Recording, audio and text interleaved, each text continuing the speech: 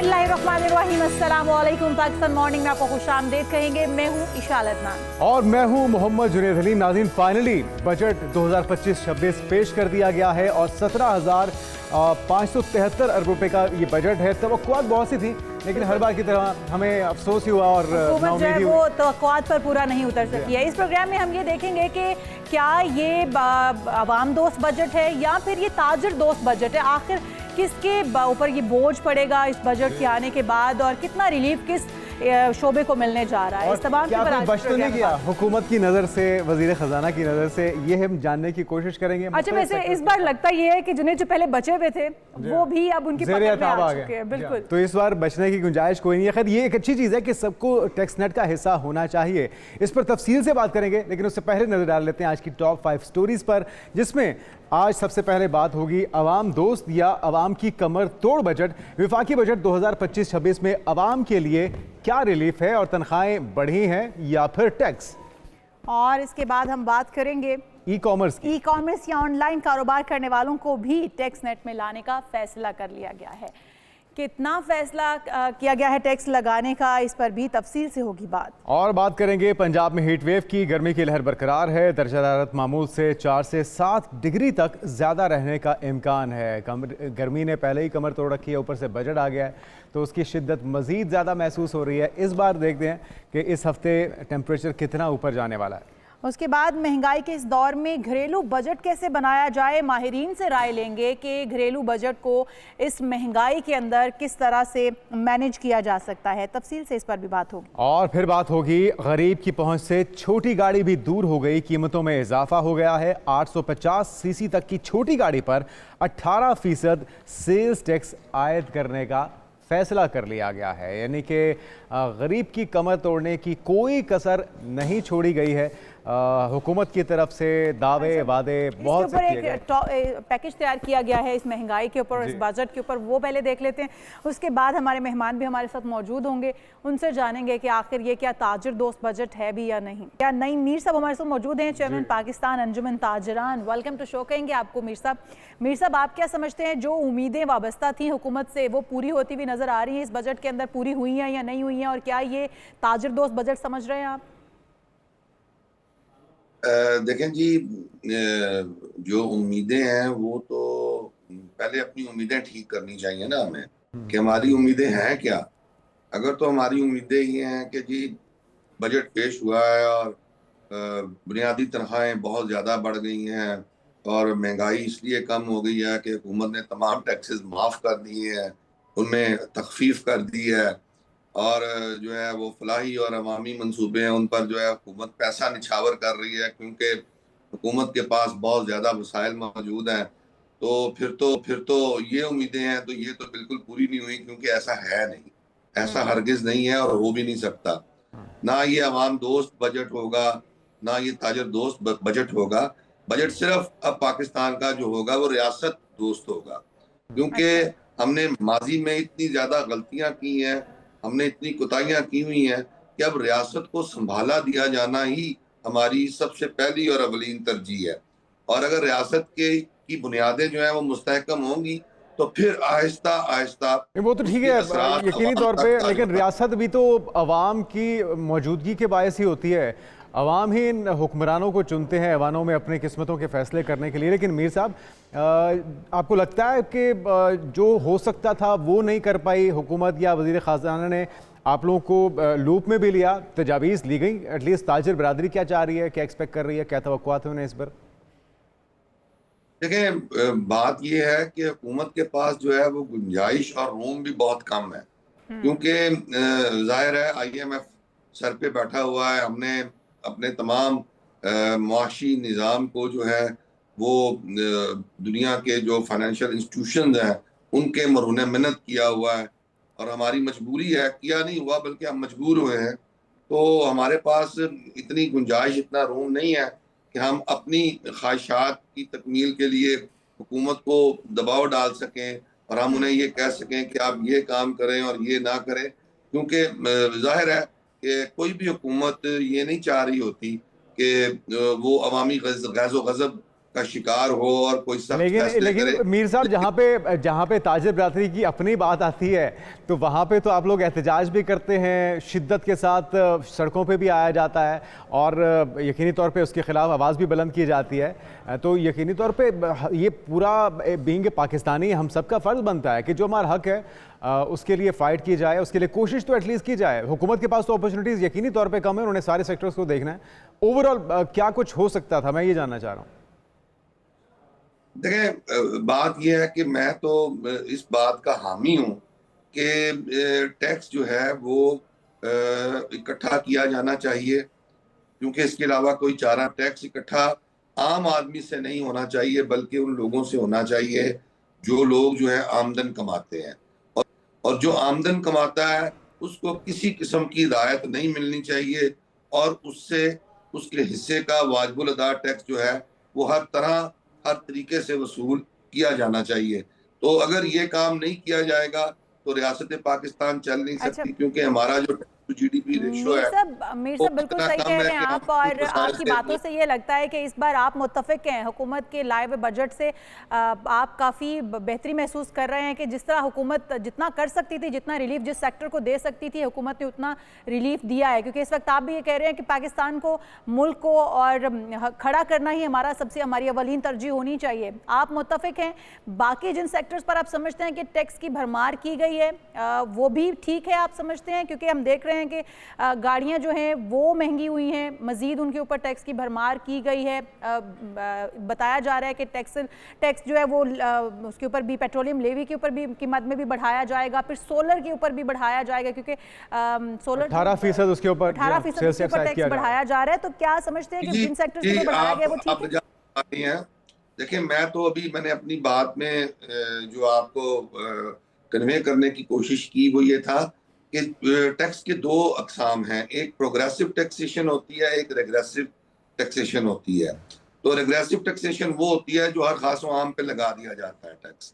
जैसे पेट्रोलियम मसनूआत की कीमतें हैं, अब इनको जब आप इन पर आप टैक्स लगाते हैं तो हर गरीब आदमी ने भी वही टैक्स देना है और अमीर आदमी ने भी वही टैक्स देना। तो इन टैक्सेस को जो है वो कम किया जाना चाहिए, और टैक्स का जो रुख है टैक्स वसूली का वो उमरा की तरफ होना चाहिए और अशराफिया की तरफ होना चाहिए और मरात याफ्ता तबके की तरफ होना चाहिए। और इसी तरह जो तनख्वाहदार तबका है उसको जो रिलीफ दिया गया है, मेरा ख्याल है कि इसको और बढ़ाया जा सकता था और बढ़ाया जाना चाहिए। और ये हमारा असल में ना जो हमारा जो स्लैब है वो कह रहा था कि जी 6 लाख रुपए तक जो सालाना इनकम है उस पर टैक्स नहीं होगा। तो मेरा ख्याल है इसको भी 12 लाख रुपए तक जाना चाहिए था, और ताकि निचले तबके को इसका जो है वो इसके असरात निचले तबके पर होते और उन्हें रिलीफ मिलता है टैक्स का। तो ये चीजें आपकी ठीक है कि जो छोटा तबका है, जो इस वक्त डिस्करेज करने का तरीका कार है एक सोलर पैनल को, आप नहीं समझते कि उनके ऊपर मजीद टैक्स बढ़ाए जाने से उनको डिस्करेज किया जा रहा है, जो कि एक बहुत कंट्रीब्यूट कर रहे हैं एनर्जी सेक्टर के अंदर? वो सोलर जो है वो इसको इसलिए भी थोड़ा सा इसको डिस्करेज किया जा रहा है शायद कि हुकूमत जो है वो इस वक्त कैपेसिटी पेमेंट्स की मद में बहुत पैसे दे रही है, बिजली वाफर मौजूद है, और हुकूमत के लिए ये भी एक मुहिमा बना हुआ है कि जो वाफर बिजली हमारे पास मौजूद है, जो जिसका खरीदार नहीं है कोई, तो वो बिजली जो है उसको कहाँ कंज्यूम किया जाए, बिकॉज वो बने ना बने उसके पैसे तो अदा करने हैं हुकूमत को, रियासत को, बल्कि हुकूमत को क्या रियासत को अदा करने हैं। तो इसलिए तो ये शायद ये बिटकॉइन की माइनिंग की तरफ भी गए कि चलें जो ज्यादा बिजली हमारे पास मौजूद है उसको माइनिंग पे सर्व करें और वहां से पैसा जनरेट करने की कोशिश करें। तो ये एक दोनों तरफ इसके दो एस्पेक्ट हैं, इसको देखना चाहिए और इसको बैलेंस करने के लिए बहुत शुक्रिया नईम मीर साहब हमारे साथ मौजूद थे। और यकीनी तौर पे अगर पावर परचेजिंग कंपनी गलत मुआहदे हुकूमत ने किए हैं तो इसका खमियाजा हुकूमत को भुगतना चाहिए, ना कि आवाम को। आवाम की जेबों से पैसा निकाला जा रहा है। वो लोग भी बिल्कुल ठीक बात है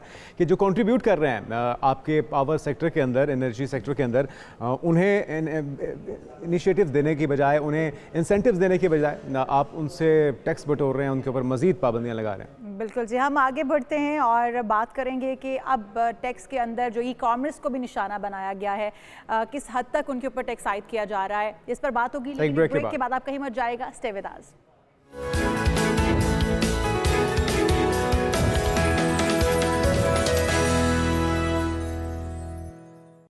नाज़रीन वेलकम बैक। और पिछले कुछ सालों में बहुत ज़्यादा ग्रो करने वाला जो कारोबार था वो था ऑनलाइन कारोबार, और उन पर भी अब टैक्स नेट में उन्हें लाने का फैसला, उन पर भी बिजलियां गिराने का फैसला हुकूमत ने इस वफाकी बजट में फाइनली कर लिया। बिल्कुल जी, और उनको भी टैक्स नेट में लाया जाएगा। क्या तरीका कार होगा, मैकेनिज्म क्या तरतीब दिया गया है, किस तरह से इन कंपनियों को जो कि फ्रीलांसर्स के तौर पर काम कर रही हैं या फिर ऑनलाइन प्लेटफॉर्म्स ऐसे जो कि एशिया की खरीदो फरोख्त करते हैं, उनको टैक्स नेट में लाया जाएगा। हमारे साथ मौजूद हैं इमरान शेख साहब, बिजनेस कंसल्टेंट हैं, ऑनलाइन बिजनेस एक्सपर्ट भी हैं। वेलकम टू शो कहेंगे आपको इमरान साहब। इमरान साहब, पहली बात तो यही है कि ये सेक्टर ऐसा था जो कि बचा हुआ था हुकूमत की नज़र से। इस बार हम यही बात कर रहे थे कोई ऐसा सेक्टर रह तो नहीं गया जो हुकूमत की नज़र में ना आया हो, तो फाइनली ये सेक्टर भी हुकूमत की नज़र में आ गया। अब जो आप जिस तरह से बात भी कर रहे थे ब्रेक में कि 35% घरों को जो है हम लोगों ने समझ लें इस बजट के अंदर 35 लाख घरों को हिट किया है। वो फ्रीलांसर जो कि अपनी मदद आपके तहत कारोबार कर रहे थे, कमा रहे थे, उनको पहले तो टैक्स नेट में लाया जाएगा। उसका मैकेनिज्म क्या होगा, किस तरीका कार क्या है, और फिर जो ऑनलाइन चीज़ें हम मंगवाते हैं, खरीदो फरोख्त होती है वो इंटरनेशनल लेवल पर, उनके ऊपर जो टैक्स आयद किया गया है उसकी मद में अगर टैक्स लगता है तो फिर वो चीज़ें कितनी महंगी हो जाएंगी। ऑलरेडी महंगाई है तो फिर वो कितना बजट जो है उसके ऊपर मजीद बोझ पड़ेगा एक आम शहरी के ऊपर, उसके ऊपर भी थोड़ा सा बताइए। देखिए, सबसे पहले तो हमें ये समझना कि ये पाकिस्तान का वाहिद ऐसा एक बिजनेस था जो 30% एनुअली ग्रो कर रहा था सिंस कोविड। यानी कोविड से ऑनलाइन पूरी दुनिया में बिजनेस का जो ज़्यादा रुझान मिला है, तो उस वक्त से लेकर आज तक हम 30% ग्रो कर रहे थे। 2023 में SMEDA के मुताबिक जो है हमने $1.5 अरब को छू लिया था इस ट्रांजैक्शंस में पाकिस्तान में। और अगर हम एक फैसिलिटीज़ के साथ और थोड़े से सब्सिडीज़ के साथ, सब्सिडाइज किस्म के अगर रूल्स और पॉलिसीज़ चलते तो हम 2025 में $5 अरब तक को छू सकते थे सिर्फ ऑनलाइन बिजनेस को करते हुए।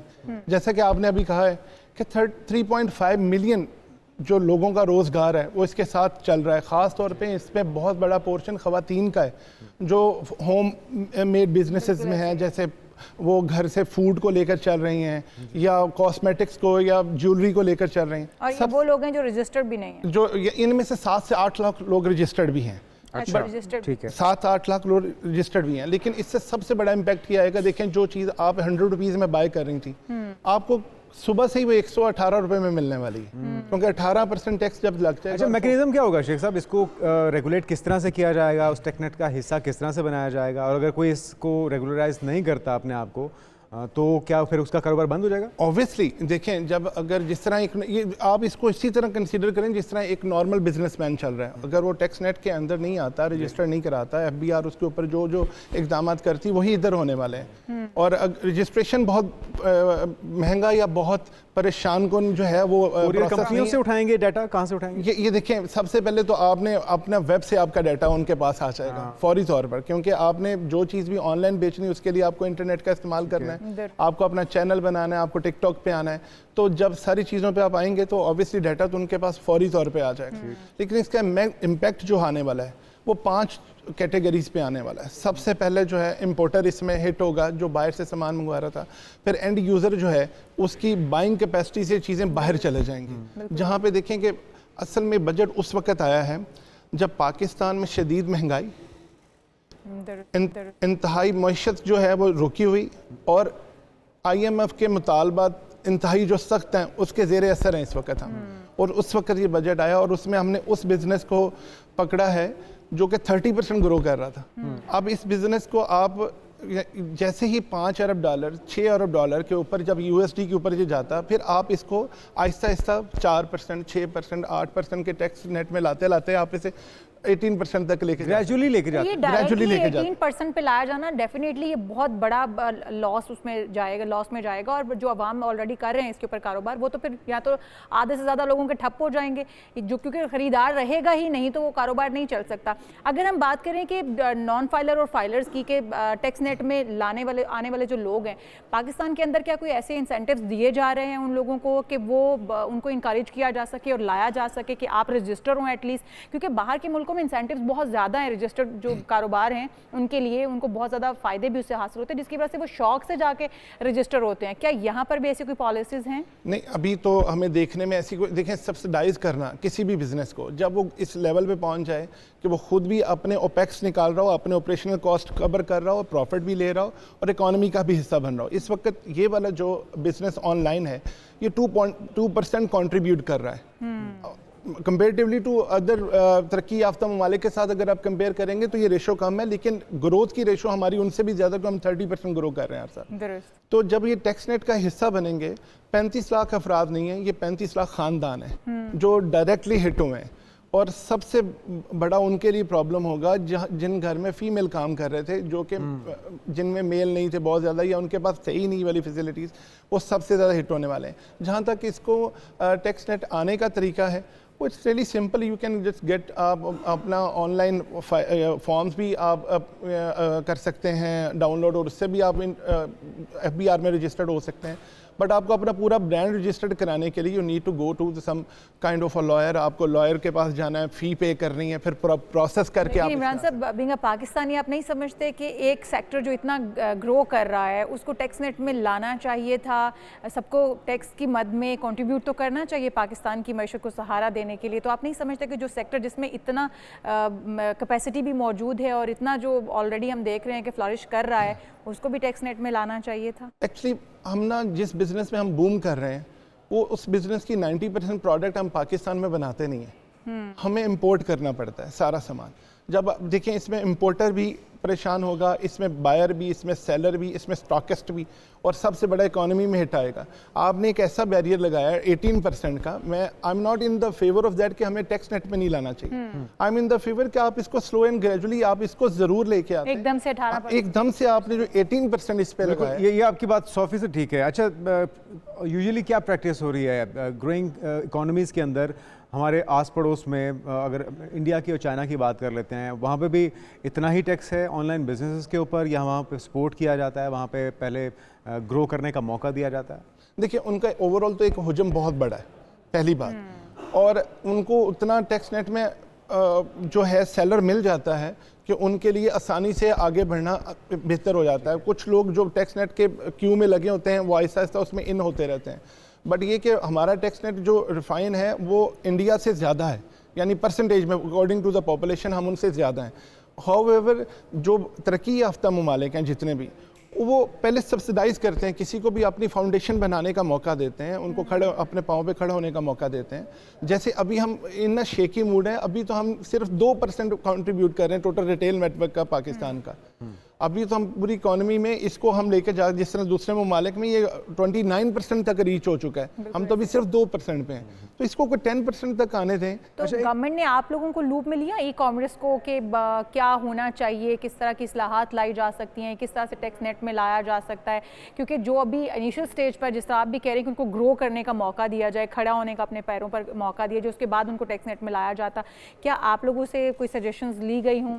देखिए, ऐसी कोई कंसल्टेंसी के लिए कोई उन्होंने ओवरऑल प्लेटफॉर्म तो रिकग्नाइज नहीं किया।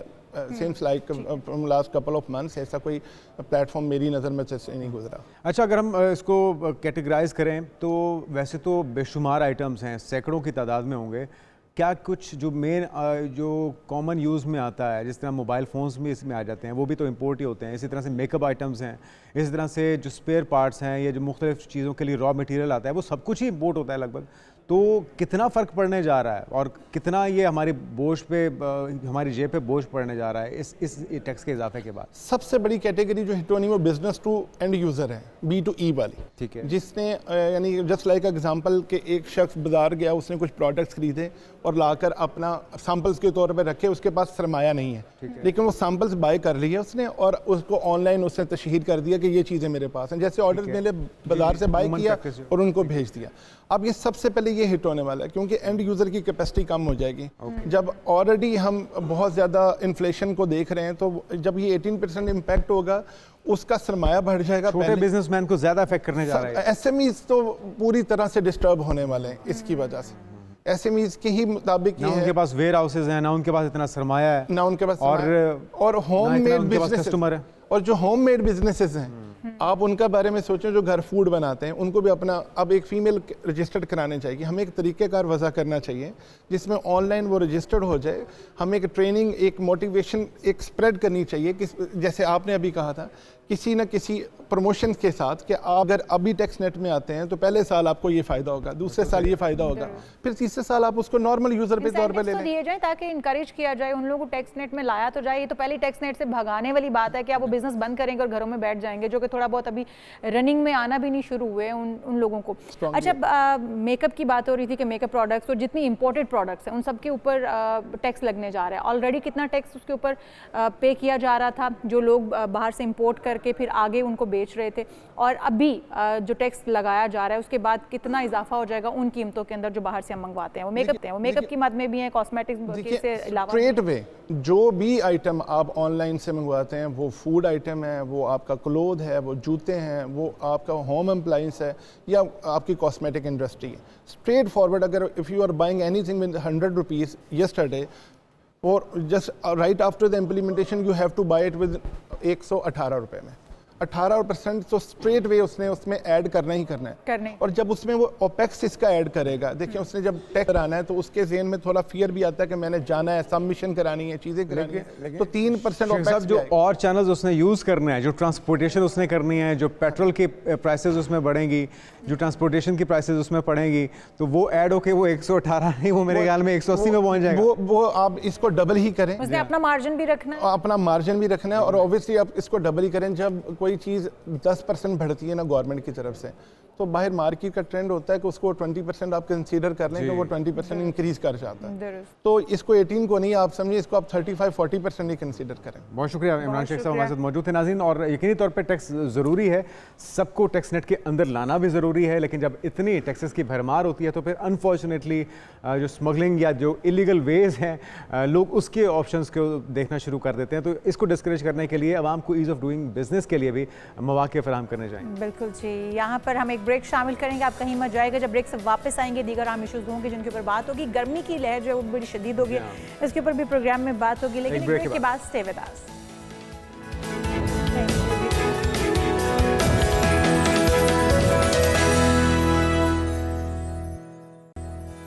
प्रोग्राम में एक बार फिर से आपको खुश आमदेद कहते हैं और बात करते हैं मौसम की, क्योंकि महकमा मौसमियात ने मुल्क भर में इस वक्त शदीद गर्मी की लहर की पेशगोई की है। और अगर महकमा मौसमियात ना भी करे तो जो फील है वही आपको बता देती है कि इस वक्त खबरदार भी कर ऊपर जा रहा है जी, खबरदार कर दिया है, क्योंकि एक नई लहर आ रही है और 12 जून तक दर्जा हरारत 5 से 7 डिग्री सेंटीग्रेड तक बढ़ सकता है। तो इसमें कितनी सदाकत है। जुनैद, कल भी बहुत ज़्यादा दर्जा हरारत बढ़ बहुत ज़्यादा है, और गर्मी की शिद्दत अगर इस्लामाबाद पिंडी में 50 तक पहुंच सकता है तो फिर यहाँ तो अल्लाह ताला ही बेहतर करे। रावलपिंडी और इस्लामाबाद की अगर हम बात करें तो वहाँ पे मौसम हमेशा नॉर्मल रहता है जुनैद, वहाँ पे बारिशें होती रहती हैं। लेकिन इसके बावजूद इस बार बहुत ही शदीद लहर है। अंजुम नज़ीर ज़ैगम साहब डिप्टी डायरेक्टर मेट हमारे साथ मौजूद हैं। आपको वेलकम कहेंगे अंजुम साहब, क्या खबरें हैं आपके पास? ये तो बड़ी ख़तरनाक खबरें आ रही हैं, जो हीट वेव आ रही है 12 से शुरू होने जा रही है, किन किन इलाकों को हिट करेगी और कितना इसमें इजाफा हो सकता है दर्जा हरारत में? जी बहुत शुक्रिया। हीट वेव ऑन गोइंग है, ये 12 तारीख तक इसका मैक्सिमम असर रहेगा। जैसा कि कल हमने देखा कि इस्लामाबाद ने जो है वो 45 डिग्री सेंटीग्रेड एक्सपीरियंस किया, जो कि लास्ट 11 ईयर्स के तकरीबन बराबर है, यानी कि 11 सालों में ये सेकंड टाइम पे ऐसा हुआ है कि इस्लामाबाद में 45 डिग्री सेंटीग्रेड टेम्परेचर रिकॉर्ड किया गया। लाइकवाइज सियालकोट सिटी में जो है वो 45.6 हुआ, और इसी तरह बखर में कल 50 डिग्री सेंटीग्रेड रिकॉर्ड किया गया। तो ये सिलसिला अभी मजीद 2 दिन तक इसी तरह बरकरार रहेगा। 2 दिन के बाद जुम्मे के रोज से टेम्परेचर में 1 से 2 डिग्री सेंटीग्रेड की कमी मतवक्को है, और इस बात के इम्कानात हैं कि 14-15 तारीख को बालाई इलाकों में और इसके साथ साथ नॉर्थ ईस्ट पंजाब जिसमें सियालकोट और मे भी लाहौर के कुछ इलाकों में हल्की फुल्की बारिश हो सकती है। अच्छा अंजुम साहब, जिस तरह आप बता रहे हैं कि टेम्परेचर 2 दिन तक कुछ नॉर्मल हो जाएगा, क्या ओवरऑल पाकिस्तान के अंदर टेम्परेचर नॉर्मल होगा या कुछ इलाके होंगे जिनके अंदर टेम्परेचर नॉर्मल होगा? जिस तरह आपने कहा भी कि बारिशें भी कुछ मखसूस इलाकों में होंगी, तो अगर टेम्परेचर नॉर्मल की बात करें तो वो भी क्या पूरे पाकिस्तान के अंदर होगा या कुछ इलाकों में? देखिए जी, जैसा कि अभी टेम्परेचर का ट्रेंड चल रहा है, जैसा कि अभी बताया गया है कि 5 से 6 डिग्री, बल्कि जो हमारे नॉर्दर्न एरियाज हैं वहाँ पर तो 9 डिग्री सेंटीग्रेड तक जो है वो एवरेज से ज़्यादा टेम्परेचर जा रहा है। ऑल दो के वहां पे अगर टेम्परेचर 37 भी है, तो अगर मैदानी इलाके वाला वहां जाकर देखे तो उसको तो वो फील नहीं होगा। ताहम उस लोकल इन्वायरमेंट के हिसाब से वो टेम्परेचर बहुत ज्यादा है। तो ये सिलसिला जो है 2 दिन के बाद जो है, इसमें तकरीबन पाकिस्तान भर में टेम्परेचर में 2 से 3 डिग्री की सब्सिडेंस होगी। तो अच्छा, आप जो ये नहीं 15 से कह सकते बारिशें कि शुरू होने जा रही हैं, वो भी सिलसिला क्या लंबा चलने वाला है बारिशों का, या फिर वो भी सिर्फ ये 1-2 दिन तक ही महदूद है? ये एक महदूद सिलसिला है जो कि ज्यादातर पाकिस्तान के शुमारी इलाकों या पंजाब के नॉर्थ ईस्टर्न साइड पे रहेगा, या कुछ आपके सिंध के जो है साउथ ईस्टर्न साइड पे जो है बारिश नजर आ रही है। ताहम इस बात की तवक्को है कि जून के आगाज में प्रॉपर एक अच्छा स्पेल जो है बारिश का तकरीबन मुल्क भर को मुतासिर करेगा। अच्छा, इंशाल्लाह। जून के या जुलाई के? जून के एंड में। अच्छा, जून के एंड की बात करें। अच्छा अंजुम साहब, ये जो जितनी शदीद गर्मी देखी जा रही है, इससे तो यकीनी तौर पे खदशात हर बार की तरह इस बार भी सैलाब के भी बढ़ जाते हैं, ग्लेशियर्स पे पिघलने के। इस बारे में आपकी प्रेडिक्शन क्या है? जी देखिए, जैसा कि महकमा मौसमियात ने अपनी मॉनसून की जो फोरकास्ट इशू की है, उसमें ये बात बड़ी क्लियरली बता दी है कि चूंकि तकरीबन पाकिस्तान भर में जो है वो टेम्परेचर जो है वो एवरेज से ज़्यादा रहेंगे ड्यूरिंग मॉनसून पीरियड, तो उस दौरान जो हमारे शुमारी इलाके हैं वहाँ पर भी जो है वो टेम्परेचर ज़्यादा रहेंगे, तो जिसकी वजह से जो ग्लेशियर मेल्टिंग है उसका रेट बढ़ जाएगा और उसकी वजह से जो दरियाओं में फ्लो है वो ज़्यादा रहेगा। फिर उसके साथ साथ जो हमारे कैचमेंट एरियाज हैं दरियाओं के, वहाँ पर भी ज़्यादा बारिश के इम्कानात हैं, तो लिहाजा सैलाब के खदशात मौजूद हैं। अच्छा अनुप साहब, इससे कोई फ़र्क पड़ता है कि आपने लिबास किस तरह का पहना है गर्मी की शिद्दत से महफूज रहने के लिए, या आप रंगों का इंतखाब इस तरह का करें कि आप गर्मी की शिद्दत से बच सकें, हीट वेव से आप बच सकें? जी बिल्कुल, लिबास जो है वो आपके जिस्म के ऊपर बहुत असर छोड़ता है। अगर आप ढीले ढाले और हल्के रंग के कपड़े पहनते हैं तो वो आपकी जो इनकमिंग रेडिएशंस हैं उनको जो है वो रिफ्लेक्ट कर देते हैं, तो आपको गर्मी का एहसास नहीं होता। अगर आप शोक कलर के कपड़े पहनेंगे तो जाहिर है वो हीट को एब्जॉर्ब करेंगे और आपको गर्मी ज़्यादा फील होगी। दुरुस्त दुरुस्त। अच्छा अनुप साहब, जो आप मानसून की बात कर रहे थे कि वो भी जून के एंड तक आगाज़ हो जाएगा मानसून का, भी एक प्री मानसून होता है, फिर उसके बाद मानसून होता है, ये दौरानिया कब तक चलेगा? और जिस तरह आप कह रहे थे कि जून के आखिर में इसका आगाज़ हो जाएगा बारिशों का, जो अच्छी वाली बारिशें होने जा रही हैं, तो उसके बाद के टेम्परेचर भी कम हो जाएंगे, नॉर्मल मौसम देखने को मिलेगा? क्योंकि जून, जुलाई और अगस्त तो शदीद गर्मी के रहते हैं। देखिए जी, यहाँ पे ये बात मैं क्लियर बताता चलूँ कि पाकिस्तान में मॉनसून जो है वो जुलाई से सितंबर होता है, तो इस दौरान जब आपके रेनी स्पेल्स होंगे तो टेम्परेचर में कुछ हद तक तो आपकी कमी वाक़या होगी, लेकिन जब इस दौरान में गैप्स आते हैं जिसमें आपका बारिश नहीं होती, क्योंकि सारा साल सारे दिन तो बारिश नहीं होती है, जिन दिनों में गैप्स होंगे तो उन दिनों में टेम्परेचर ज़्यादा ही होंगे। अच्छा अंजुम साहब, आपने बताया कि इस्लामाबाद पिंडी के अंदर भी अमूमी तौर पे इतना टेम्परेचर नहीं जाता। एक तो ये कि अभी तक कितना मैक्सिमम टेम्परेचर वहाँ पे जा चुका है और कितने सालों में इतना ज़्यादा दर्जा देखा गया यहाँ पे? देखिए जी, मैंने बताया जैसा कि कल इस्लामाबाद में 45 डिग्री सेंटीग्रेड टेम्परेचर रिकॉर्ड किया गया, जो कि पिछले 11 सालों में सेकंड टाइम पे ऐसा हो रहा है कि ये 45 डिग्री सेंटीग्रेड और तक वो फील लाइक टेम्परेचर गया अराउंड है। 50 ही होगा अंजुम साहब?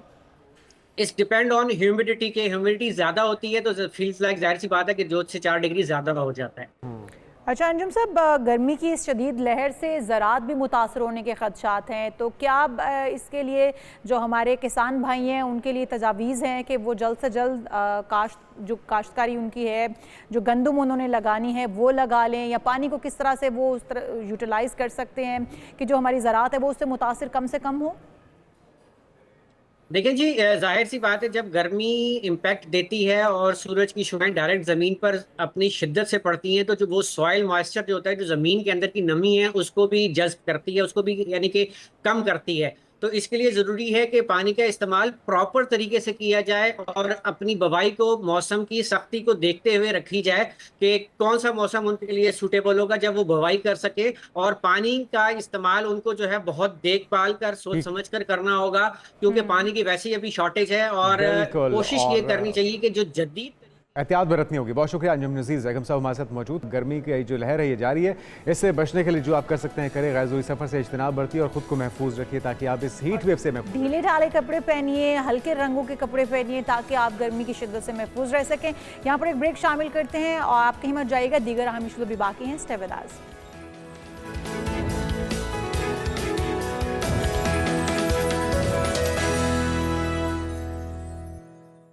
Welcome back. एक बार फिर से आपको खुशामदीद कहेंगे। सुबह बखैर, उम्मीद करते हैं आपकी सुबह खैरियत से गुजर रही होगी। टैक्सेस की भरमार हो चुकी है, उसी के ऊपर तबसरे तज्जिए जारी हैं और एक जो उसको कहते हैं ना सख्ता, उस कैफियत में है पूरी कौम, क्योंकि हम तवक्कुआत बहुत सी लिए बैठे थे बिल्कुल और ऐसे ही, हुकूमत और ने जो हमेशा की यकीन तरह। दहानियां करवाई थी ना, तो हमने सोचा कि शायद वाकई में कुछ तो अच्छा होने जा रहा होगा, लेकिन ऐसा कुछ भी नहीं लेकिन हमेशा की तरह तौक़ुआत तो हमारी बहुत सारी थी, लेकिन उनमें से पूरी कोई एक भी नहीं हुई है। और इस वक्त बहस जो छिड़ चुकी है वो है महंगाई के इस दौर में बचत किस तरह से मुमकिन हो पाएगी। बचत के अलावा वो घर जो कि एक महदूद सैलरी, महदूद आमदन के ऊपर हैं, वो अपना गुजारा कैसे करेंगे, गुजर बसर कैसे करेंगे। तो जो अमूर खानादारी होती है वो किस तरह से चलाई जाएगी। ख़वातीन के लिए मसाइल पैदा हो गए हैं कि वो अपना बजट किस तरह से मैनेज करेंगी। हमारे साथ मौजूद है फातिमा सैफ, एंकर पर्सन भी रह चुकी हैं, बजट एक्सपर्ट भी हैं। हमने इनको मद्दू किया कि इन्हीं से जानते हैं कि अब ये भी घर चला रही हैं, तो अब इनको अच्छे से समझ आ गई होगी और ख़वातीन के लिए क्या इस वक्त मशवरे हैं। वेलकम टू शो कहेंगे आपको Fatima. Thank you so much. अस्सलाम वालेकुम। वालेकुम अस्सलाम। अच्छा फातिमा, ये वाकई में इस वक्त बहुत ही मुश्किल में आवाम पड़ चुकी है और जैसा जुनैद भी कह रहे हैं, सख्ते में है इस वक्त आवाम। और यकीनी तौर पर इस वक्त मुश्किल अमर ये है कि एक महदूद आमदन के अंदर, जहाँ पर दिहाड़ीदार मजदूर भी है, वहाँ पर ही 40-50 हज़ार आमदन कमाने वाला भी बंदा मौजूद है, तो वो अपने बजट को किस तरह से मैनेज करें। उन्होंने तो इसी महंगाई में गुजारा भी करना है, घर का किचन भी चलाना है, बच्चों की तालीम भी उन्हें देखनी है, बीमारी और कोई ऐसी मजबूरी आफत आ पड़ी है तो उसको भी देखना है। तो किस तरीके से वो अपना बजट जो वो मैनेज करें। बिस्मिल्लाहिर्रहमानिर्रहीम। पहले तो सारे व्यूज़ को अस्सलाम वालेकुम। बात यह है कि पाकिस्तानी ख़वातीन इशाल बहुत इंटेलिजेंट हैं। आप लोअर टियर की बात करें, मीडियोकर की बात करें, एलीट को तो आप साइड पे रख दें, दे डोंट केयर, बिकॉज उनको नहीं फ़र्क इतना पड़ता ना। मीडियोकर लोअर मिडिल की बात करते हैं या जो बिल्कुल हमारा ग्राउंड लेवल तबका है। ख़वातीन बहुत इंटेलिजेंट हैं, ठीक है, उनको बजटिंग करनी आती है। मैं जो बात करना चाहती हूँ ना आपके शो में, which is directly link to our pocket, that is life style. Ishal, budgeting सबको पता है, हमें बजट करनी है, अपनी चीज़ों को कम करना है। व्हेन आई गॉट मैरिड, मैं एग्जांपल इसलिए दे रही हूँ, it will help the women. हम छोटी छोटी चीज़ें जो होती हैं ना, उससे बहुत बिग डिफरेंस क्रिएट हो जाता है। तो मैं I was not working, I was looking after a kid, तो मेरे पास एक छोटा सा गार्डन था। मैंने कहा यार मैं क्या करूँ, how should I spend my day. I did a project and that project was a home garden.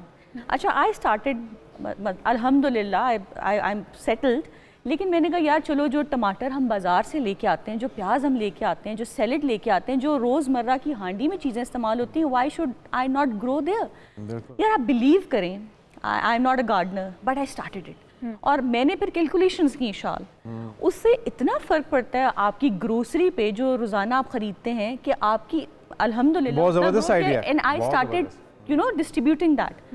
मैं जो ख़वातीन, ज़रूरी नहीं आपके पास बड़ा घर हो, छोटे घर में भी मैं ऐसी ख़वातीन को जानती हूँ। देखिए अभी तो बजट आया है, अभी जो रेट्स हैं वो डिस्ट्रीब्यूट होंगे, वो इफेक्ट करेंगे हमारे, और ये हज़ारों में होगा। मतलब ये अगर आप मंथ एंड में देखें, ये जो आप थोड़ा सा बता रही हैं एक्टिविटी, हज़ारों में होगा। आपने खाना तो खाना है, चलें आप दाल ही खा रहे हैं, उसमें भी टमाटर डलता है, प्याज डलता है। ये ख़वातीन की स्पेसिफिक मैं बात कर रही हूँ, जो मेरी प्यारी बहनें इस वक्त देख रही हैं। अगर आपका 5 मरले का भी घर है, you don't need a garden like me, you need pots, start growing your kitchen garden which will affect it. धनिया, टमाटर, प्याजी चीज़ें, आपको ये चीज़ें अभी शायद बहुत से सुनने वालों को लगे कि मैं मजाक कर रही हूँ, बट आप 2 बजट लिस्ट बनाएं। एक जो आपके महीने के शुरू में होती है कि यार ये आइटम्स हैं, बिल्स हैं, यूटिलिटी बिल्स हैं, ज़रूरियात हैं, नेसेसिटीज़ हैं, ये हमने ख़रीदनी है, उसमें मेडिकल भी आता है। उसके बाद एक एंड पे लिस्ट बनाएं and calculate it after that. दूसरी बात बहुत इंपॉर्टेंट है यार, we need to touch it. आज नहीं तो कल हमें करनी है। देखिए हमारा जो माशरा है, हमारे जो दिल हैं पाकिस्तानियों के, ख़ासतौर पे जो मीडियोकर है, जिनकी कलील आमदन है, उनके दिल बहुत बड़े होते हैं लेकिन हमारे वसाइल थोड़े होते हैं। उनके लिए बड़ा मुश्किल होता है यार। आपने देखा होगा, आपको भी घरों में, मैं चाहती हूँ इसको हम मीडिया पे इसको स्टार्ट करें। हमारे घर कोई मेहमान आता है यार, हम क्यों नहीं दाल बना के उसको दे सकते अच्छे खलूस से।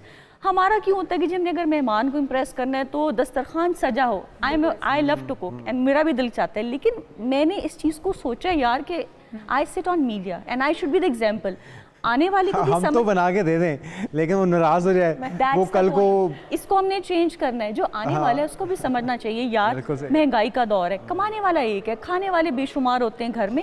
इसको आप किसी की अच्छाई या बुराई से मुंसलिक मत करें। We have to start it यार। देखिए हम क्यों नहीं यार, मुझे याद है when I was doing honours, हमारी एक टीचर थी, ऑर्गेनाइजेशनल कम्युनिकेशन पढ़ाती थी यार, बड़ी पुरानी बात है। उन्होंने ये मेरे दिमाग में, हम सब स्टूडेंट्स के डाली बात, यार गोश्त ही क्यों, अब तो खैर दालें भी बहुत महंगी हो गई हैं, हाँ, वो उसका मुकाबला ही कर रहे हैं। आपके घर कोई आ रहा है, आप उसको कुछ भी खलूस से पेश करें जो आप अपने खाने के लिए पसंद करते हैं, and that person should not judge. Bill फर्ज अगर आपके कुछ ऐसे रिश्तेदार हैं तो आप उनकी भी काउंसलिंग करें कि यार देखो ज़माने के हिसाब से ज़माना शनास होना चाहिए, ये चीज़ हमें चेंज करनी है। फिर हमारी शादियाँ हैं, आई एम श्योर मैं भी शादियों पर जाती हूँ, हमेशा कहती हूँ यार खाना बड़ा अच्छा है। अब जो खिला रहा है खाना उससे पूछिए उसके शादी की कितना खर्च आता है, कितना उसके ऊपर पड़ा यार हमारा जो स्टैंडर्ड बेटी की शादी करना आजकल इतना मतलब मुश्किल हो चुका है कि आपने तरह तरह के इकसाम के खाने तो देने ही देने हैं, उसके साथ बेटी को दे दिलाकर बहुत तो स्टैंडर्ड्स को चेंज करना है, लाइफस्टाइल को चेंज करना है, या जो टैबूज हैं जो हमारी पॉकेट को इफेक्ट करते हैं। यार सीरियसली मैं कहती हूँ, मैं तो अपने घर में मेरे जितने फ्रेंड्स आते हैं they all are foodies, but I have told them यार one dish is good and we should not जज पीपल। इससे जो बेचारे गरीब लोग हैं उनका क्या है, वो कैसे करेंगे कमाई। दो चीज़ें बहुत इंपॉर्टेंट हैं, क्वालिटी पे कॉम्प्रोमाइज़ ना करें, नेवर बी ब्रांड कॉन्शियस। जो मेरी बहनें इस वक्त देख रही हैं, खुराक अच्छी खाएं, ऑर्गेनिक खाएं। आप घर में बहुत ऐसे काम कर सकते हैं, आप जैसे मैंने किचन गार्डन की बात की, it can affect your kitchen जो ख़वातीन है। इसके अलावा साथ साथ आप कोशिश ये करें अपनी लाइफ में ऐसी चीज़ों को शामिल करें जो ब्रांडेड ना हो लेकिन क्वालिटी के मेयार को आपने कॉम्प्रोमाइज़ नहीं करना, it will affect your pocket. आप जिससे बात भी कर रही है कि हमने क्वालिटी पे कॉम्प्रोमाइज़ नहीं करना, और हम अगर दाल को भी प्रमोट करेंगे कि दाल सब्जी भी खाई जा सकती है गेस्ट के आने पर भी।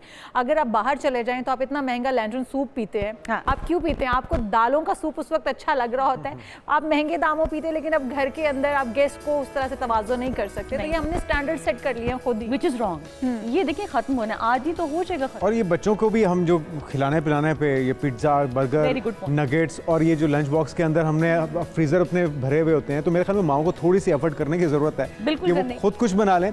डिफरेंट वैरायटीज़ हों, उसके अंदर डिफरेंट रेसिपीज़ हों, लेकिन खुद बनाया हुआ हो, उसकी सेहत के लिए अफादियत भी है और आपकी जेब पे भी हल्का पड़ेगा। अब इसका ये मतलब नहीं कि जो सारे प्रोडक्ट्स मार्केट पे भेज रहे हैं मैं उनके खिलाफ हूँ, या हाँ, लेकिन ये ज़रूरी है ना, अपने बच्चों के लिए सोचें, अपनी जेब के लिए सोचें। भाई मैं जब मदर बनी तो मुझे था कि मैं अपनी बेटी को हमेशा ऑर्गेनिक चीज़ें दूँ। मैंने अब जो सीरियल्स वाली कंपनीज है मेरे खिलाफ ना हो जाए, but that's the truth what I have done.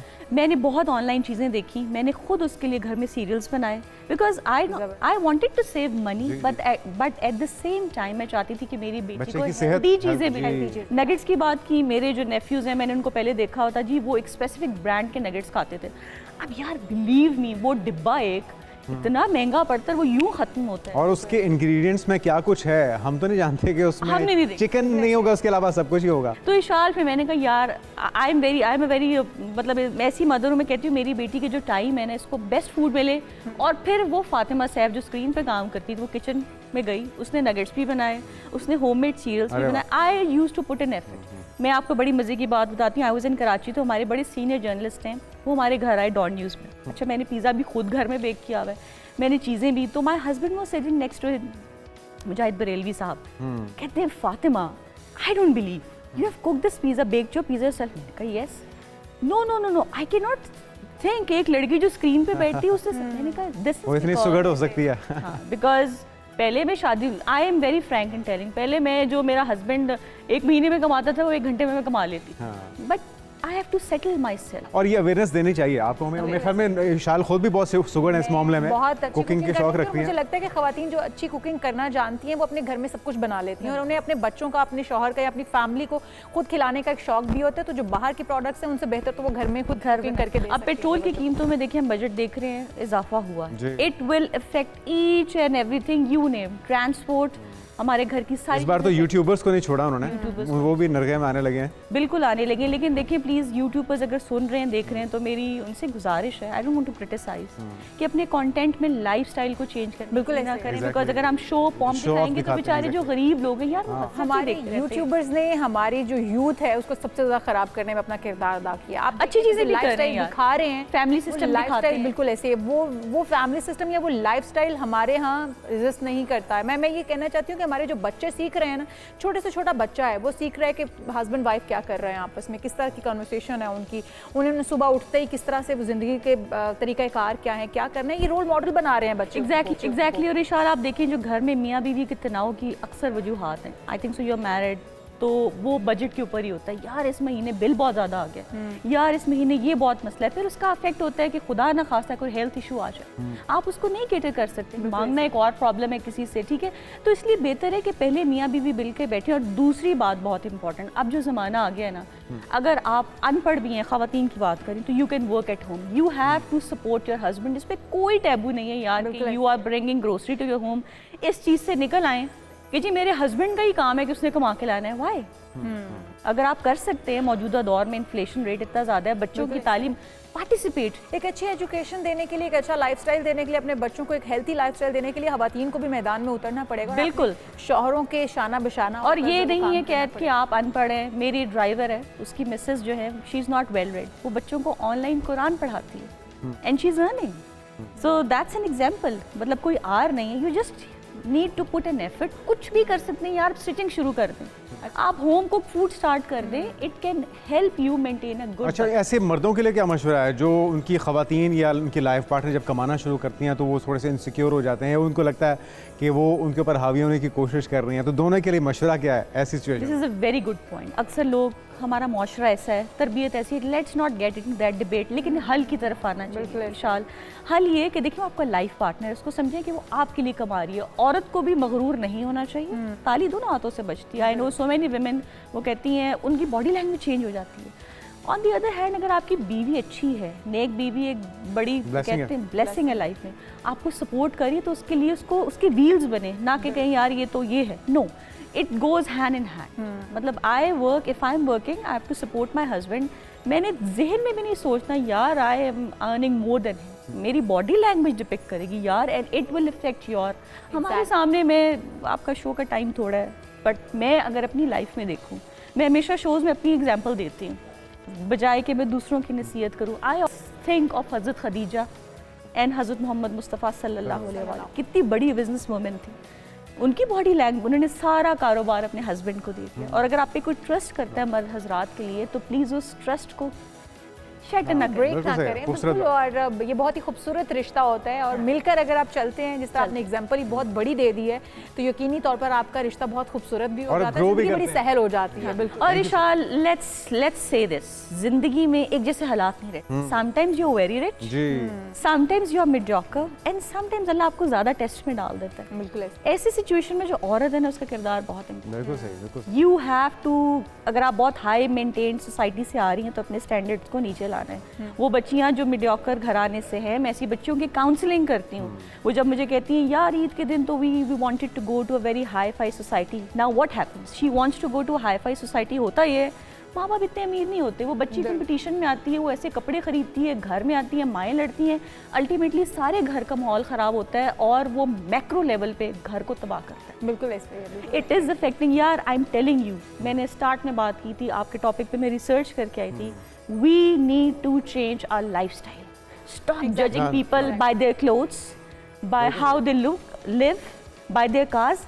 मैं आपके साथ बैठी हूँ, I should know how Ishal is, उसका अखलाक कैसा है। Not that life much is को off प्रोडक्टिव limits. बनाइए, शो ऑफ पे ज़्यादा तवज्जो ना दीजिए। अपनी ज़िंदगी को आप दूसरों के दिखावे के लिए अगर मुश्किल करते हैं तो मेरे ख्याल में सिर्फ तो फिर आपको बजट उसका इफेक्ट नुकसान होगा है। आपका। बिल्कुल, बिल्कुल। Choice is yours. दूसरों का Thank मुंह you so लाल much. देखकर खुद को चपेड़े मार के आपने लाल नहीं करना है, लेकिन अपने बजट को अपने साथ आपने किस तरीके से यूज टू उसके होना है, ये आपको देखना होगा। क्योंकि जो गवर्नमेंट ने महंगाई करनी थी वो तो कर चुके, जितना बजट जो है वो आप पर भारी पड़ सकता है वो हम सब पर ही भारी पड़ने वाला है। तो उसको देखते हुए आपने किस तरह से अपनी बजटिंग करनी है, अपनी जिंदगी, अपना फातिमा लाइफस्टाइल साहब से आपने उम्मीद है ये काफी कुछ आपके लिए सीखा होगा। बहुत जरूरी थैंक यू है। So much Fatima, so very much. Thank you so much. एक ब्रेक प्रोग्राम में लेते हैं, यहाँ पर एक के ब्रेक बाद। शामिल करते हैं, आप कहीं मत जाएगा, दीगर अहम इश्यूज होंगे, लेकिन एक ब्रेक के बाद स्टे विद अस।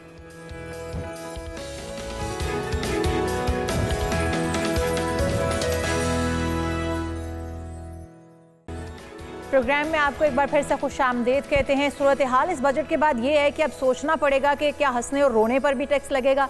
तो वफाकी हुकूमत ने बजट में यूट्यूबर्स को भी नहीं छोड़ा है, फ्रीलांसर्स जो हैं वो भी रेडार पर आ गए हैं, अब उन पर भी टैक्स लगेगा। क्या तो कुछ जनाब लगने जा रहा है उन्हीं से जान लेते हैं। महर साजिद हैं, बैंकिंग एक्सपर्ट भी हैं, यूट्यूबर भी हैं, आपको वेलकम कहेंगे। महर, कितना फ़र्क पड़ने जा रहा है, मैकेनिज़्म क्या होगा, किस तरह से इन्हें टैक्स नेट का हिस्सा बनाया जाएगा, ज़रा आप रोशनी डालिएगा।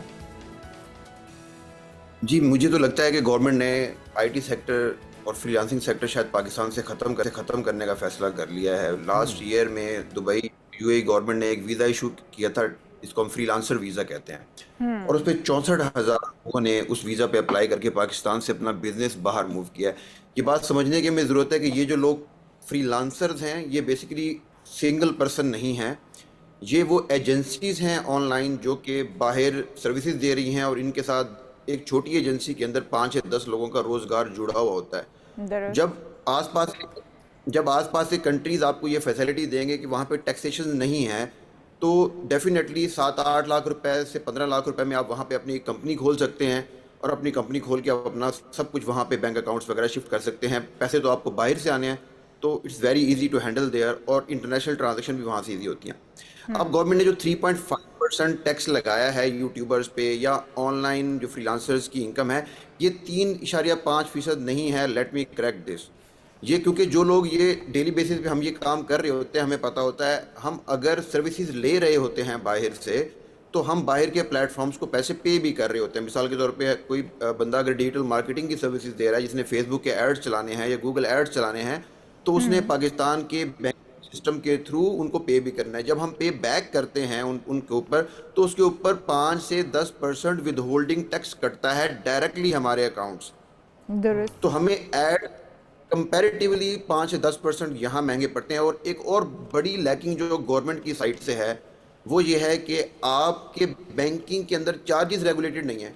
हर बैंक के कार्ड के ऊपर इंटरनेशनल ट्रांजैक्शन कोई 4% चार्ज कर रहा है, कोई 2% चार्ज कर रहा है, कोई फिक्स अमाउंट चार्ज कर रहा है। तो अगर हम कुल मिला के देखें कि इनकम के ऊपर पहले टैक्स कटा, फिर एटीएम से कैश निकलवाते हुए टैक्स कटा, फिर ऑनलाइन सर्विसेज के पैसे पे करते हुए टैक्स कटा, तो कुल मिला के 20-25% तो टैक्स की मद में ही चले जाते हैं। और ये दुनिया में कहीं भी नहीं है कि किसी भी मुल्क के अंदर वो लोग फॉरेन रेमिटेंस के ऊपर इतने टैक्सेस लगाते हों जिससे कि आईटी का कारोबार। जिस तरह से आप भी कह रहे हैं कि कोई टैक्स नहीं है यूएई के अंदर और आप आराम से वहां पर अपना बिजनेस भी स्टार्ट कर सकते हैं, फ्रीलांसर्स को तो वहां पर वीज़े भी दिए जा रहे हैं, और ये बात दुरुस्त है कि इससे पहले भी बहुत सारे फ्रीलांसर्स पाकिस्तान से जा चुके हैं जो कि पाकिस्तान में एक अच्छा रेवेन्यू जनरेट कर रहे थे। आने वाले दिनों में इस टैक्स की मद में अगर जिस तरह से टैक्सेस की भरमार अब की जा रही है, और आप बता रहे हैं कि कितना टैक्स जो 20 से 25% बन जाता है अगर कुल मिला के टैक्सेस को काउंट किया जाए, तो क्या समझते हैं कि बिल्कुल ख़त्म होने जा रही है ये इंडस्ट्री या ये सेक्टर पाकिस्तान के अंदर से? क्योंकि इस टैक्स की भरमार के बाद तो कोई काम करने के लिए यहाँ पे फ्रीलांसर भी तैयार नहीं होगा, और जो कि दूसरे मुल्कों में सेंटर्स दिए जा रहे हैं, अगर पाकिस्तान में वो नहीं दिए जाते हैं तो फिर तो पाकिस्तान में कुछ नहीं बचेगा। जी, हम compete नहीं कर पाएंगे। मेरी अर्ज गवर्नमेंट से ये है कि देखें, हम लोग इंडिया बांग्लादेश के मुकाबले में इंटरनेशनल मार्केट के अंदर compete नहीं कर पाएंगे अगर आप इतने सारे टैक्सेस हमारे ऊपर लगाएंगे। हमारी जो कॉस्ट ऑफ प्रोडक्शन है, सर्विसेज की कॉस्ट है, वो बढ़ जाएगी। अच्छा, इसी तरह से एक और टैक्स लगा दिया इन्होंने ई कॉमर्स के ऊपर, गुड्स के ऊपर और सर्विसेज के ऊपर 6% और 10% का टैक्स लगा दिया है इंटरनली पाकिस्तान के अंदर। अगर आप गुड्स एंड सर्विसेज का काम कर रहे हैं, तो जो लोकल ई कॉमर्स का काम हो रहा है उसको 6% टैक्स बढ़ गया है।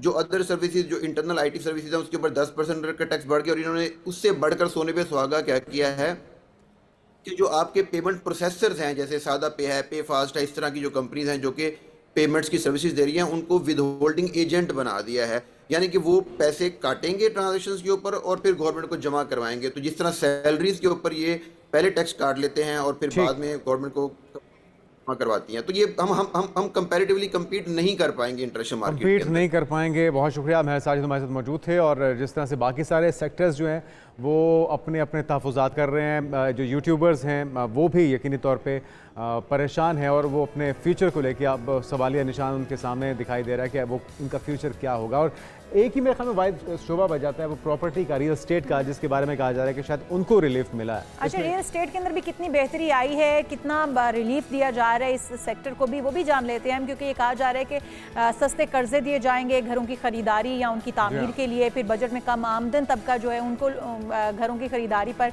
तामीर पर सस्ते कर्जे स्कीम जो है वो मुतारिफ कराई जाएगी। कितना रिलीफ जो है वो हो सकता है रियल एस्टेट के अंदर जो कि दिया गया है। जो एक्सपेक्टेशंस थी, क्या उन पर हुकूमत पूरी उतरी है? हम जान लेते हैं। एहसन मलिक साहब हैं, प्रॉपर्टी टैक्स एनालिस्ट। मलिक साहब आपको वेलकम कहेंगे, आज हमारे साथ स्टूडियोज़ में आप मौजूद हैं। सबसे पहले तो अपनी राय का इज़हार, बजट को किस तरह आप देखते हैं, कितना फ़ायदेमंद है, कितना इससे बेहतरी आएगी, और क्या वाकई में रिलीफ मिला है? जो रियल एस्टेट सेक्टर को कहा जा रहा है कि जी अब उसमें बूम आएगा, बेहतरी आएगी, ऐसा कुछ होने जा रहा है? बिस्मिल्लाहिर्रहमानिर्रहीम। जुनीद, सबसे पहले तो जो कल बजट प्रेजेंट हुआ ना, उसके ऊपर मैं एक छोटा सा कमेंट करना चाहता हूँ कि आप पूरी बिजनेसमैन कम्युनिटी ले लें, चाहे वो कराची चेंबर है, लाहौर चेंबर है, इस्लामाबाद चेंबर है, फैसलाबाद, गुजरांवाला, किसी ने भी इसको अप्रिशिएट नहीं किया। मतलब बिजनेस फ्रेंडली बजट नहीं आया। आपके पास भी कवरेज की होगी आपने जी। सेकंड चीज, कल रात को फाइनेंस मिनिस्टर साहब एक मीडिया हाउस में बैठे हुए थे और जिस चीज को हम हाईलाइट करते रहे और एफबीआर डिनाई करता रहा कि फाइनेंस मिनिस्टर ने खुद कहा कि लोग टैक्स पे करना चाहते हैं बट वो ये कहते हैं कि हमें एफबीआर के हवाले ना किया जाए। तो मेरा क्वेश्चन है फाइनेंस मिनिस्टर साहब से कि सर माशाल्लाह अब तो आपको काफ़ी अरसा हो गया है, तो आपने उनका ये जो पर्सपेक्टिव है क्यों नहीं चेंज किया अभी तक कि लोग कंफर्टेबल हों एफबीआर के साथ, नॉन फाइलर जो है वो टैक्स पेयर क्यों नहीं कन्वर्ट हुआ। माशाल्लाह आप एचबीएल के प्रेसिडेंट रहे हैं, आपका अच्छा विजन है और आप समझ रहे हैं, आप इकोनॉमी को बहुत अच्छे तरीके से लेकर चल रहे हैं। तो सबसे पहले इमीडिएटली जो आपकी टैक्स कलेक्टिंग अथॉरिटी है एफबीआर, पहले उसको तो एड्रेस कर लें। बात होती है कि जी सबसे पहले अपना हाउस इन ऑर्डर करना चाहिए। अब आगे बात रियल एस्टेट की। जी फैक्ट है कि एफडी रिमूव हुई है, गलत कानून बना था, 3 माह पहले इसको अनाउंस कर दिया गया था बाय आईएमएफ और गवर्नमेंट, बट गवर्नमेंट अपने कामों में बिजी थी। शायद इसका पहले प्रेसिडेंशियल ऑर्डिनेंस आ जाता या एसआरओ आ जाता कि एफडी रिमूव हो गई। तो कितना इम्पैक्ट होगा? बजट के अंदर इसका क्रेडिट लेना चाह रहे थे इसलिए बजट तक का इंतजार किया गया। मतलब बजट नहीं, मैं इसको क्रेडिट की बात बिल्कुल नहीं मानूंगा। ये आप ये कह लें उतना अरसा जो पैसे जुनेद ने, इशाल ने पे करने थे, ये उसको एंजॉय करना चाह रहे थे जो मजबूरी में, क्योंकि वैसे तो रियल एस्टेट का बिजनेस ऑलरेडी आप लोगों के भी नॉलेज में है, पिछले 3 साल से माशाल्लाह बिल्कुल स्टक हुआ है। तो अगर कोई मजबूरी में कोई ट्रांजैक्शन कर रहा था तो उसको भी रोक लिया। अच्छा, फेडरल एक्साइज ड्यूटी के हटने से कितना फर्क पड़ेगा, कितनी कोई ऑक्सीजन महसूस होगी इस सेक्टर को? अच्छा, ये जो फेडरल एक्साइज ड्यूटी है ना, ये एप्लीकेबल थी बेसिकली डेवलपर्स के ऊपर जो first allotment and first transfer थी। ठीक है, अच्छा। ठीक है, बेसिकली वो माइंडसेट जो गवर्नमेंट का है कि हम रियल एस्टेट को नॉन प्रोडक्टिव सेक्टर समझते हैं, तो लोगों को डिस्करेज करने के लिए एक गलत कानून के तहत एफडी इंपोज की गई थी। तो वो जब अदालतों से भी इनको पता चला कि ये गलत कानून बन गया है, तो अपनी गलती मानने का रवाज तो यहाँ पे है नहीं पाकिस्तान में कि हम गलती मान लें। तो अब वो भी आप हमारे ऊपर डाल रहे हैं कि जी हमने लोगों के इसरार पे हमने एफडी रिमूव कर दी। बिल्कुल।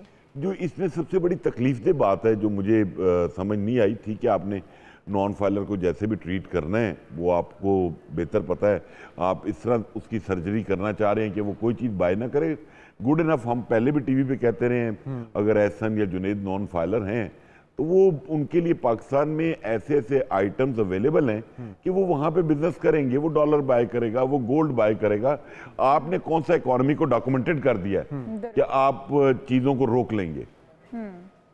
अभी जो सबसे इंपॉर्टेंट चीज़ है जो आपके चैनल से मैं हाईलाइट करना चाहता हूँ कि इस नॉन फाइलर की वजह से आप जो फाइलर को पेनलाइज करने जा रहे हैं कि आपने, जुनेद ने, इशाल ने अगर कोई प्रॉपर्टी परचेज करनी है तो आपने एफबीआर से उसकी अप्रूवल लेनी है अपनी लास्ट ईयर की टैक्स रिटर्न दिखा के, सोर्स बता के। ये बड़ा कॉम्प्लिकेटेड प्रोसेस है।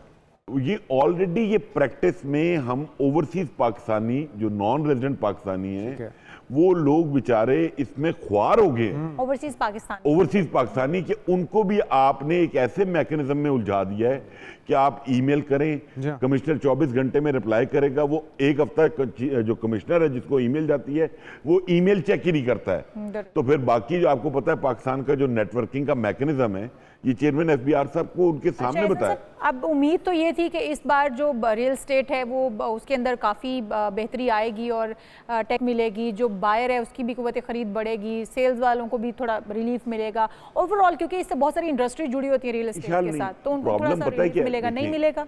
प्रॉब्लम ये है जब आप कोई भी काम डबल माइंडेड होके करेंगे ना, आप चाहते हैं कि ये सेक्टर ग्रो भी ना करे और हमें इससे रेवेन्यू भी आए, तो फिर आप ऐसी ही किस्म का बजट लेकर आएंगे। मतलब आप एक साइड पे कह रहे हैं कि हम जो बायर हैं 236 के जो बायर का टैक्स है, जुनेद एक प्रॉपर्टी परचेज कर रहे हैं उनको हम 1.5% का रिलीफ दे रहे हैं, और इशाल जो बेचने जा रही हैं वो 1.5% जो इनको रिलीफ दिया है वो आपको चार्ज कर रहे हैं। तो बेसिकली IMF के सामने अच्छा बच्चा बनने का जो पिक्चर पेंट की जा रही है, तो अब मार्केट इसको कैसे लेगी। और एक जो सबसे इंपॉर्टेंट चीज है कि ये बजट अभी ले हुआ है, प्रेजेंट हुआ है, पास होना बाकी है अभी इसके ऊपर इस पे बहस असेंबली में भी बहस होगी, जी। सेनेट में भी होगी, नेशनल असेंबली की कायमा कमेटियों में भी होगी।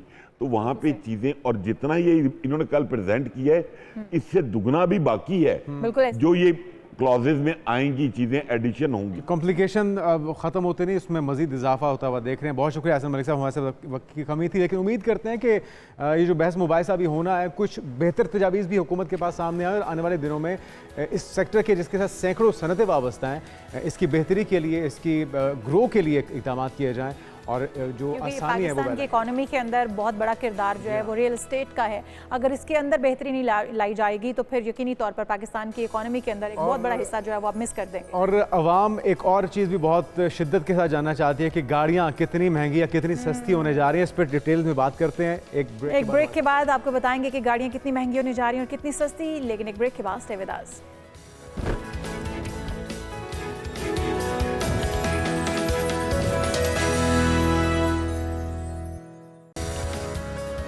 Welcome back. और आप में से यकीनी तौर पे बहुत से लोग जानना चाहते होंगे कि गाड़ियों के साथ क्या होने जा रहा है। गाड़ियाँ सस्ती होने की बात हो रही थी, लेकिन इस पर भी सरप्राइज दे दिया गवर्नमेंट ने। गाड़ियाँ अब सस्ती नहीं हो रही जनाब, मजीद महंगी हो रही हैं और छोटी गाड़ियों पर 18% सेल्स एक्साइज कर दिया है। वो छोटा सी, यानी कि वो जो शॉपर की तरह ये टिश्यू पेपर जैसी गाड़ियाँ हैं ना, वो भी आप अच्छा, छोटी गाड़ियाँ या बड़ी गाड़ियाँ सब पर 1800 सीसी भी जो गाड़ी है ना हाइब्रिड, उसके ऊपर भी 18% की बजाय 8.5% सेल्स टैक्स आएगा। कम की जो गाड़ी है वो एक आम बंदी के इकोनॉमिकल जो जिसकी सैलरी कम है वो बर्दाश्त कर लेता है। आप ये कहना चाह रहे हैं कि मिडिल क्लास पर ज़्यादा बोझ पड़ने जा रहा है। हमारे साथ मौजूद हैं सुनील सरफराज मंच, ऑटोमोबाइल एक्सपर्ट हैं। वेलकम टू शो कहेंगे आपको। सुनील साहब, क्या कहते हैं आपके गाड़ियों के अंदर अब जो ऑटो इंडस्ट्री है वो अब बूम पकड़ेगी या फिर बैठ जाएगी? क्योंकि हम देख रहे हैं कि जो मिडिल क्लास की, लोअर मिडिल की चॉइस गाड़ियाँ हैं वो सारी की सारी तो महंगी हो गई हैं। जी, बहुत शुक्रिया बुलाने के लिए। बजट से पहले अगर आपको याद हो, तकरीबन एक हफ्ता पहले से हर जगह टीवी प्रोग्राम हो रहे थे और हर जगह प्रीएम्बल ये होता था कि जी गाड़ियां 10 से 15 लाख सस्ती हो जाएंगी, और मैंने तब भी बताया था कि कोई गाड़ी सस्ती नहीं होगी। ऑन द कॉन्ट्रेरी हुआ ये है कि हमेशा गवर्नमेंट लेफ्ट दिखा के राइट मारती है। तो जो नेगेटिव न्यूज थी उसको पहले भी छुपाया गया था, वो मैंने तब भी बताई थी। सबसे पहली न्यूज ये है कि आपके पास मोटरसाइकिल है, जहाज है, टैंक है, हर बंदे के लिए कार्बन लेवी के नाम से पेट्रोल के अंदर टैक्स लग गया है 2.5 रुपए, जो पहले 2.5 रुपए है फिर 5 रुपए होगा। ये लाजमी आपने और मैंने देना ही देना। फिर अभी आप बात कर रहे थे कि गरीब आदमी के लिए या मुतवस्सित तबके के लिए, मिडिल क्लास वाला आदमी तो 0 मीटर गाड़ी नहीं खरीद सकता। तो एंट्री लेवल जो 660 सीसी गाड़ी है उसके ऊपर सबसे ज्यादा टैक्स बढ़ाया गया है। उसके ऊपर जो जीएसटी था वो 12.5% से 18% कर दिया गया है। ना सिर्फ ये है, 1% का जो है उसके ऊपर एक और लेवी लगा दी गई है, जो कि इस बात पर दाश में लगाई गई है कि ये गाड़ी एनवायरमेंट फ्रेंडली नहीं है। इसी तरह 1300 से 1800 वाली के ऊपर जो है 2% लेवी लगाई गई है। 1800 प्लस के ऊपर 3% लगाई गई है लेवी। और आपको ये बताया गया है पूरे बजट में कि हम बहुत ज्यादा एनवायरमेंट फ्रेंडली की कंट्री हैं, हम चाहते ही हैं कि पूरी दुनिया जो है वो कन्वर्ट हो जाए इलेक्ट्रिक के ऊपर। जबकि इससे पहले बजट में आपको बताया गया था कि सोलर लगाने वाले अच्छे लोग होते हैं, वो एनवायरमेंट फ्रेंडली होते हैं। इस बजट में आपको बताया गया है। सुनील भाई, एक चीज तो मानेंगे कि बिला तफरीक इस हुकूमत ने किसी को नहीं छोड़ा, उन्होंने किसी को बचने नहीं दिया, किसी भी शोबे को। जो मीडियोकर लोग थे या लोअर मिडिल क्लास थे वो देखते थे 600 650 सीसी गाड़ी उनके लिए अफोर्डेबल थी, अब वो भी नहीं रहेगी। लेकिन क्या इम्पोर्टेड गाड़ी जिसके ऊपर 3 साल की पाबंदी थी अब वो 5 साल कर दी गई है, और तवक्को रखें कि उसमें कुछ फर्क पड़ेगा फाइनली? मेरा नहीं ख्याल। इसका इशू ये है कि मैं आपको बता रहा हूँ कि उन्होंने बिला तकरीक तो रखा है। हम हर दफा जो है ना वो बना लेते हैं कि एक एक्सपेक्टेशन गलत बना लेते हैं। मुझे आज तक नहीं याद कि कभी भी कोई बजट ऐसा आया हो जिसमें किसी भी चीज में, कॉस्मेटिक्स ले लें, अभी टोबैको ले लें, शूज ले लें, कार्स ले लें, हर चीज महंगी होती है, कभी कुछ सस्ता नहीं हुआ। हम बिला वजह एक एक्सपेक्टेशन बनाते हैं, 10 दिन के लिए बिल्ड करते हैं और फिर दोबारा वहीं पे आके बैक टू स्क्वायर जीरो खड़े जाते हैं। तो अच्छा सुनील, अगर हम पुरानी गाड़ियों की बात करें तो क्या उनकी कीमतें भी बढ़ जाएंगी? क्योंकि जाहिर है ये तो कुव्वत खरीद से बाहर हो गई, ये तो इंसान खरीद नहीं पाएगा, तो जो पुरानी गाड़ियां उनकी कीमतें भी तो बढ़ जाएंगी। पुरानी गाड़ियों की कीमतें हमेशा बढ़ जाती हैं। इसकी रीजन ये होती है कि जब नई महंगी होती है तो लोगों की कुव्वत खरीद से बाहर होती है। सिंपल सप्लाई डिमांड का फॉर्मूला है, और फिर लोग पुरानी गाड़ियों की तरफ भागते हैं और पुरानी गाड़ियों वालों का और दिमाग खराब होता है, वो और महंगी करते जाते हैं। ठीक है। अच्छा सुनील भाई, ये भी बताइएगा कि जो हमें लोकल मैन्युफैक्चर्ड गाड़ियां मिल रही हैं वो भी कोई अप टू द मार्क नहीं है। वो जो हमें, अगर उसका कंपैरिजन जापानीज़ गाड़ियों से करें या जर्मन गाड़ियां दीगर गाड़ियों के साथ करें तो वो क्वालिटी नहीं है, लेकिन उसकी प्राइसेस आसमानों पर हैं। तो हुकूमत के करने वाला काम एटलीस्ट अगर गाड़ियाँ सस्ती नहीं कर सकते तो मयारी कर दें, ये तो कह सकते हैं, ये तो डिमांड कर सकते हैं हम। देखिए वो तो अगेन बात ये है कि अगर आप परफेक्ट मार्केट में हो तो सप्लाई डिमांड और कंपटीशन उसको खुद ही सही कर लेता है। पाकिस्तान में हम लोगों ने ऐसी गाड़ियां भी देखी जिसमें सीट बेल्ट नहीं होती थी, जिसमें साइड व्यू मिरर नहीं होता था। आज कंपटीशन की वजह से आपके पास एयर बैग जो है वो लाजमी है, panoramic roof and multiple option are in every car. तो कंपटीशन तो चीजों को अपनी तरफ ले आई है। बाकी जो नारे होते हैं कि गवर्नमेंट की आवाम को सस्ती गाड़ी देनी है, सस्ती गाड़ी देनी है, वो सारा जो है ना फारिग है काम। तो इस बार जो बजट आया, आप समझते हैं कि आवाम साइकिल तो एटलीस्ट खरीद पाएगी इस बजट के अंदर? वो भी शायद महंगी हो जाएगी, हवा पे भी टैक्स लगा देंगे अनकरीब, आप उस बारे में परेशान हो। तो अब ऑटोमोबाइल सेक्टर के अंदर क्या कोई इसमें चार्म है, इसमें कोई अपॉर्चुनिटी है, खरीदो फरोख्त में कोई तेज़ी होगी या मजीद ये ज़बवाली का शिकार होता देखने से? देखिए हमारे मुल्क में ना we are a nation of holders. अब होगा ये कि जब ये गाड़ियां महंगी होने की न्यूज़ आ रही है तो वो अभी बजट पास होने में महीना है। जिसके पास आज गाड़ी लगी हुई है वो कहेगा जी मेरी गाड़ी आज से महंगी हो गई, सारा कुछ महंगा हो गया। वो थोड़े अरसे के लिए करेगा, the dust will settle down in a month and so, और फिर सब वो कहते हैं ना उसी तनख्वाह पे काम करेंगे। मजबूरी है, हर बंदे ने लेना है।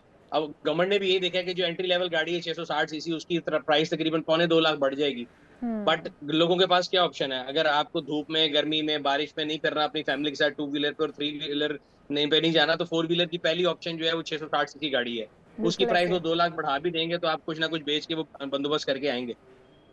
अच्छा, हमारी आवाम को आदत हो गई है सुनील इस बात की कि महंगाई होती है, फिर उसके साथ एडजस्ट करना सीख जाते हैं किसी ना किसी तरह से। क्या इस बजट के अगेंस्ट आवाम को कोई दुहाई नहीं देनी चाहिए? आवाम को इसके अगेंस्ट कोई किसी किस्म का कोई एहतजाज नहीं करना चाहिए? क्योंकि हर सेक्टर ही इससे मुतासिर हुआ है। तो क्या समझते हैं, क्या मशवरा है आवाम के लिए और गवर्नमेंट के को क्या सजेशन देना चाहेंगे जिससे कुछ बेहतरी भी लाई जा सके? मेरे ख्याल से एहतजाज में टाइम ज़ाया करने के बजाय थोड़ी देर और ज्यादा काम करके कोशिश कर लेनी चाहिए कि उतने पैसे बनाएं कि इनके मजीद टैक्स दे सकें। ये बात भी ठीक है। फायदा नहीं होगा। तो हुकूमत को क्या मशवरा देंगे कि वो कुछ बेहतरी ला सके किसी सेक्टर के अंदर भी? नहीं, हुकूमत तो देखें, उनको पता है कि जो टैक्स नेट में आए वो उसको छोड़ना नहीं, वो सैलरीड इंडिविजुअल हो, वो गाड़ी हो। मैं हमेशा कहता हूँ गाड़ी वाला बंदा एक ऐसा बकरा है कि वो गाड़ी लेता है तो उसमें 50% ज्यादा टैक्स है, फिर उसको रजिस्टर कराता है, फिर उसको सालाना सड़क पे चलाने का एनुअल टैक्स देता है। अब ये पेट्रोलियम लेवी और कार्बन टैक्स देगा तो चलाते चलाते भी टैक्स दे ही जा रहा है। तो जो नेट में आए वो उसको नहीं छोड़ते वो। Thank you so much. सही, बहुत शुक्रिया सुनील। सरफराज मंच हमारे साथ मौजूद थे और यकीनी तौर पे हर शोबे की तरह ऑटोमोबाइल सेक्टर भी शिकवा गुनाह है, उसके ऊपर भी टैक्सेस की भरमार है। तो गाड़ियां सस्ती नहीं जनाब, और महंगी होने जा रही हैं, उसके लिए तैयार रहिएगा। तो ये हमारी हम सब की पहुंच से दूर होने जा रही हैं। तो अभी बजट जो है वो पेश किया गया है, बजट अप्रूव होना और बजट के ऊपर अभी बहस मुबाहिसा होना बाकी है। उम्मीद करते हैं कि कोई बेहतरी लाई जा सकेगी। प्रोग्राम का वक्त खत्म हो चुका है, हमें इजाजत, कल मुलाकात होगी। अल्लाह हाफिज।